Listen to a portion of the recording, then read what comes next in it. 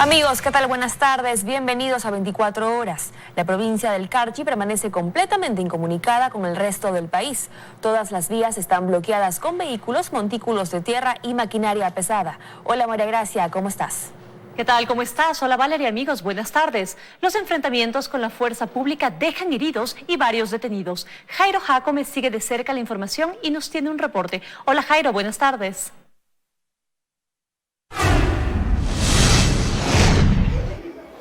Gracias, buenas tardes. Lamentablemente esta nueva jornada de protestas acá en la provincia del Carchi se vuelven violentas con la participación de diferentes actores sociales, incluso ahora los estudiantes de diferentes establecimientos educativos. Tenemos un informe al respecto, veamos. En esta jornada los estudiantes se sumaron a la protesta con duros enfrentamientos que dejan como saldo varios manifestantes detenidos y también heridos. ¿Qué clase de corazón tiene? Yo soy abuela del señor que me lo han herido. ¿Qué clase de presidente tenemos? Si desde aquí es Ecuador. La policía también sufre bajas por el impacto de piedras en los uniformados. Tampoco está exenta la prensa como resultado de una protesta que no encuentra solución. Que vengan los ministros, que venga el presidente, que vengan sus delegados técnicos, que aquí les responderemos de igual para igual. No pedimos imposibles, no pedimos cosas que no se puedan cumplir. ¡Vamos, Carchi! ¡El Carchi! Las vías se mantienen completamente bloqueadas tanto en la Panamericana como en los accesos a los 6 cantones y hasta las vías de tercer orden que comunican con Colombia. Todos los sindicatos de los diferentes cantones de la clase obrera del Carchi estamos nosotros en toda la provincia bloqueando las carreteras. En un reclamo justo hacia las autoridades de turno de su inoperancia ante nuestra provincia y su total y absoluto olvido contra nuestra gran provincia como es la provincia del Carchi. Las autoridades locales encabezan las barricadas y marchas a lo largo y ancho de la provincia, dispuestas a no ceder hasta ser escuchados. Así es como está en mascarilla en este momento el Cantón Espejo, el Cantón Mira, unidos. Y para el norte sigue todo de la manera más fuerte posible bloqueada. El Parque Central de Tulcán se ha convertido en la trinchera de lucha y enfrentamientos de pueblo contra pueblo.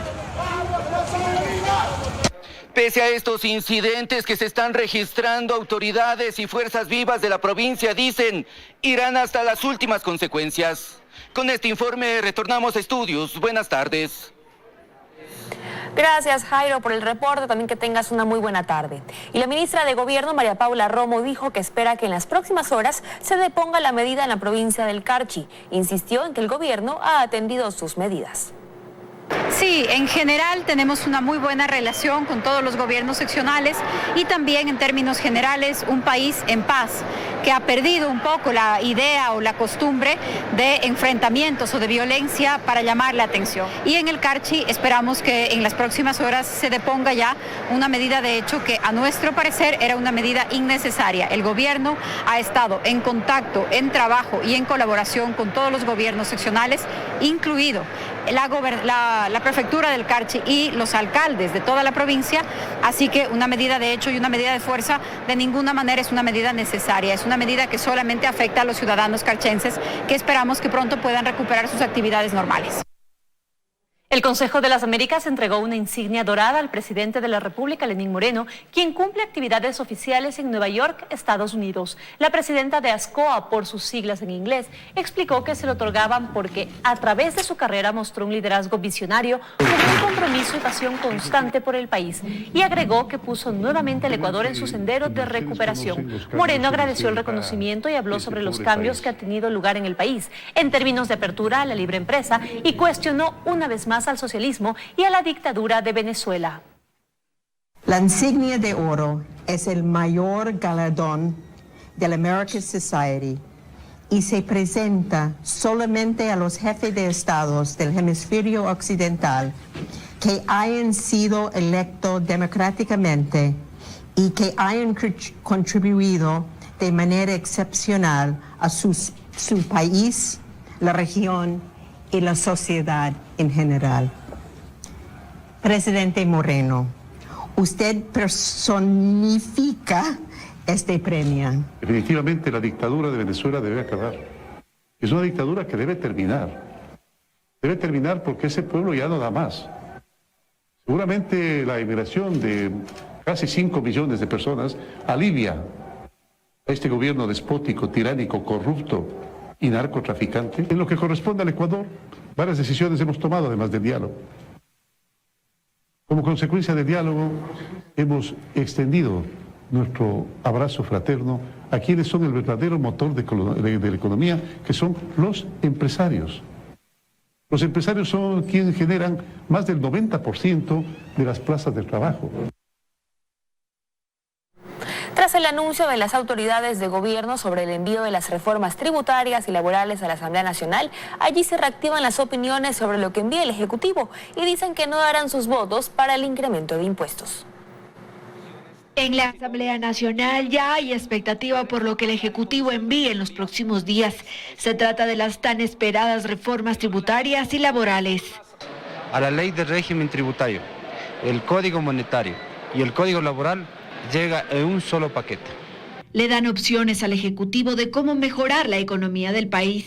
Ojalá venga una propuesta en sentido, por ejemplo, de bajar el impuesto a la salida de divisas. Las medidas van en la línea de cubrir el déficit fiscal que se ha manifestado permanentemente en los últimos años. Dejan claro en qué aspectos no darán sus votos a estas reformas.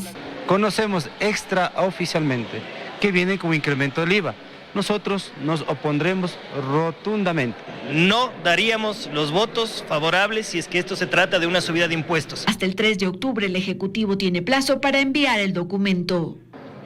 Según los legisladores, estas reformas llegarán en paquete a la Asamblea Nacional y posiblemente será una comisión, la de régimen económico, la que dirige Daniel Mendoza, la que dé trámite a estas normativas. Aquí deberán, además de la parte tributaria, resolver las reformas en materia laboral. Lo podemos hacer, es un tema que el país lo necesita, el sector empresarial requiere de más oportunidades para contratar un mayor número de ecuatorianos. También la flexibilización laboral, que es uno de esos temas, el hecho de poder pagar por horas o contratar por horas. Al menos las reformas laborales debían ir a la Comisión de Trabajadores, pero allí persisten los problemas y María José Carrión no da un paso al costado, pese a que esta mesa lleva casi 5 meses sin trabajar. En Quito, Andrea Samaniego, 24 horas. Octubre será el mes de la licitación de las refinerías. El ministro de Energía anunció que saldrán a licitación la concesión de la refinería de Esmeraldas y la construcción de una nueva en la costa ecuatoriana. Lo dijo en el marco de la expoconferencia Oil and Power en Quito. El gobierno ultima los detalles para salir en octubre con la licitación internacional de la concesión de la refinería de Esmeraldas, que tendrá 3 objetivos según anunció el ministro de Energía. Resolver el problema ambiental que tenemos ahí. Segundo, mejorar la eficiencia de la refinería. Y tercero, mejorar la calidad de los combustibles que esa refinería produce. Ese proceso ya está en marcha y esperamos que haya asimismo empresas privadas que les llame la atención este proyecto y que vengan a trabajar con nosotros. Será la inversión y riesgo privado en su totalidad y de acuerdo con la experiencia técnica de este tipo de concesiones, se espera que la que se realice con la de Esmeraldas tenga 2 momentos, dice el ministro. La primera fase probablemente será una especie de maquila de procesamiento de combustibles y la segunda fase, ya cuando estén hechos las inversiones, ya pasaría la operación a alguien más. Paralelamente y antes del 15 de octubre saldrá a licitación la construcción de la nueva refinería de alta conversión, con capitales privados, que tiene como propósito, dice el ministro, la provisión de combustible Euro 5, es decir, de alta calidad. A precio internacional puesto aquí en el Ecuador. Es decir, que nosotros vamos a ahorrarnos como país el transporte del combustible que normalmente se lo trae del Golfo de México. Según el ministro de Energía, se espera la participación de al menos 6 empresas internacionales que ya han mostrado interés y capacidad para la construcción de la nueva refinería. En Quito, Freddy Paredes, 24 horas. Seguimos con más información en 24 horas. El Servicio de Contratación Pública reconoce que está prohibida la publicación de información personal de los ciudadanos a través de su portal de compras públicas. Para el CERCOP, las entidades responsables de estas publicaciones deberían ser sancionadas. No se trata de una filtración de datos, sino de la exposición abiertamente ilegal de la información de pacientes cuyas historias clínicas y datos personales permanecen en el portal de compras públicas como parte de las contrataciones de emergencia del Hospital Vaca Ortiz entre el 2012 y 2016. El CERCOP responsabiliza a las entidades contratantes y proveedores que así lo hacen, según un comunicado, incumpliendo las leyes de acceso a la información pública y la Ley de Derechos y Amparo al Paciente. Y es que al abrir los documentos habilitantes de varios de cientos de contratos, encontramos esto. Es el caso de quien llamaremos Carlitos, de 9 años de edad. Es el Hospital Vaca Ortiz que sube la historia clínica a través de la trabajadora social de ese momento, en 2013, y con la aprobación de la directora del hospital. Se adjuntan todos los documentos y su diagnóstico de parálisis cerebral, que hasta hoy es información de libre acceso en el portal de compras públicas. Caso similar de quien llamaremos Joana, de 6 años de edad.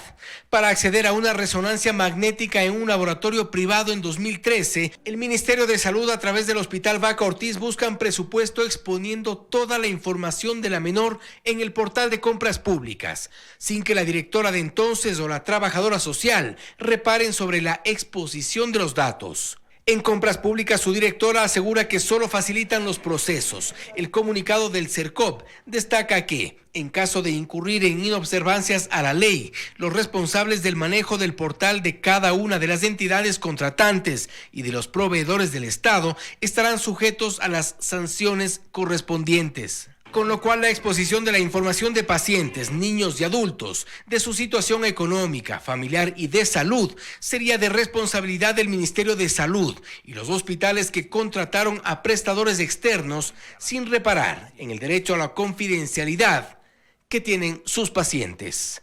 En Quito, Fausto Yepes, 24 horas. La Clementina, la hacienda más grande del país, es administrada por una empresa de capitales de ciudadanos rusos que no viven en Ecuador. Extrabajadores reconocen como representante de los extranjeros a Miguel Macías Ulloa, quien tiene parentesco con un exalto directivo de Corporación Novoa. ¿Quién es el dueño de la Clementina? Tras nuestra serie de reportajes, esa pregunta parece ya difícil de contestar, incluso para quienes fueron presentados como sus nuevos propietarios a finales del 2013.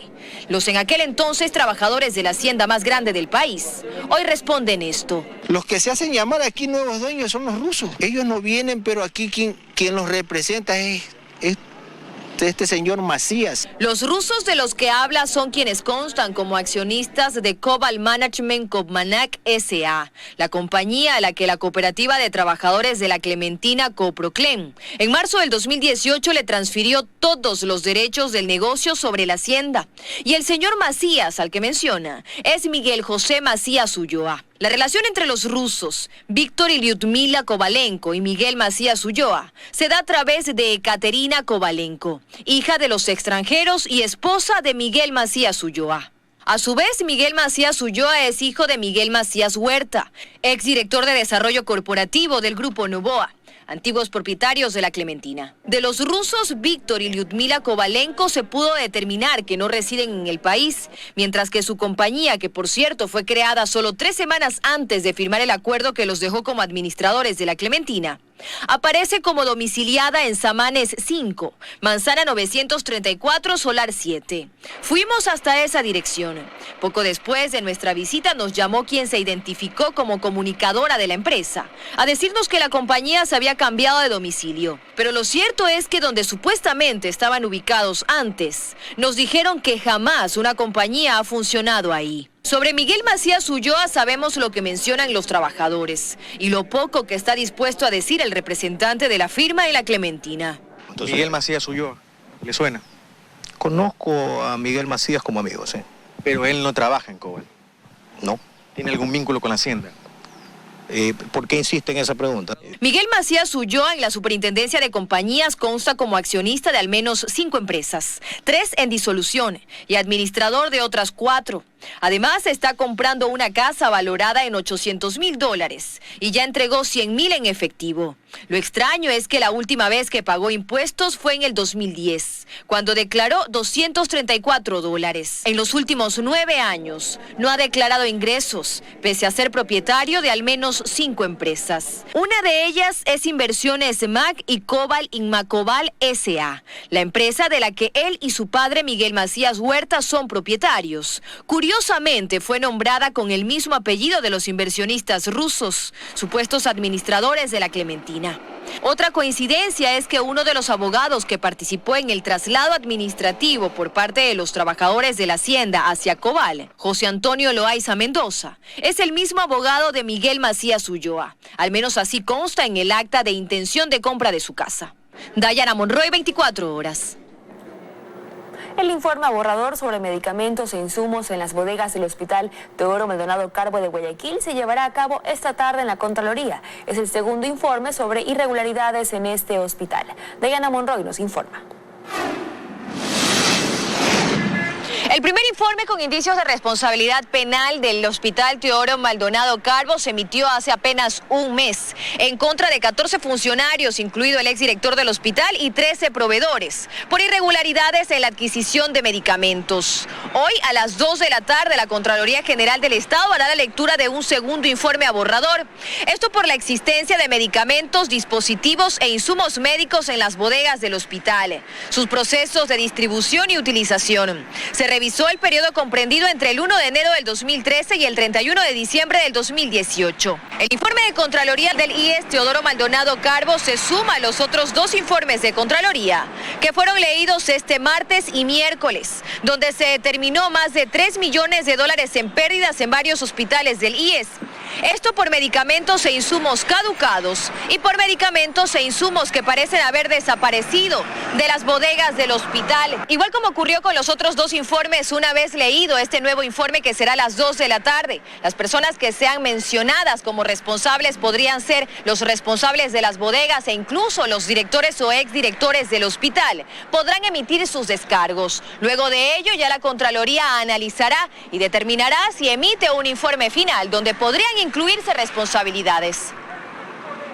Pacientes del Instituto Ecuatoriano de Seguridad Social insisten en la entrega de medicamentos para tratamientos de cáncer. A pesar de tener una orden de un juez, estos no han sido entregados. Además, piden se agregue a la lista varias medicinas que no están en el cuadro básico de medicamentos. A las afueras del Hospital Teodoro Maldonado Carbo del IES en Guayaquil, llegaron familiares de pacientes con enfermedades catastróficas, con una única petición: la entrega urgente de medicamentos. El problema es que aquí cada vez que se acaba la medicación hablan de que la subasta dura 3, 4, 5 meses y el PCR comienza a elevarse y los dolores comienzan intensificadamente. Patricia alza la voz por Andrea, su sobrina. Desde el 2018 se encuentra en esta batalla, sufre del linfoma de Hodgkin, un cáncer que en el país lamentablemente no se puede tratar, ya que su fármaco, el Ventrusimax, no está dentro del cuadro básico de medicamentos, ni siquiera luego de la actualización. Les dieron un plazo de 72 horas para que nos den el medicamento, para garantizar la vida de mi sobrino. Han pasado 1.152 horas de retraso. Cada ampolla tiene un costo de $4.000 y necesita 3 cada 21 días. El dinero no lo tiene y el tiempo sigue corriendo. No dejen que la luz de mi sobrina se apague. Por favor, solo dennos el medicamento. Lo mismo ocurre con Rosa. Su hermano necesita hace más de un mes de retrovirales, pero no cuentan con los mismos en el hospital. Y que lo que le queda es irse por la vía legal. No se puede conseguir esa medicina. Me dicen que no hay y que haga algo, así sea por demandar al hospital, porque no hay. Ante la insistencia y los carteles, pudieron ingresar para tener una reunión privada con el gerente del hospital. Lo que se busca con esta reunión con las autoridades del Hospital Teodoro Maldonado Carbo del IES es empezar a armar una hoja de ruta para saber la fecha exacta en la que recibirán estos fármacos tan importantes para el tratamiento de enfermedades catastróficas. Estamos a la espera de un pronunciamiento por parte de las autoridades de salud sobre el proceso de entrega de estos y más medicamentos que aún los pacientes de cáncer no pueden recibir, a pesar de que un juez fallara a su favor, y que solo esperan que cuando se los entregue no sea demasiado tarde. Valery Villalba, 24 horas.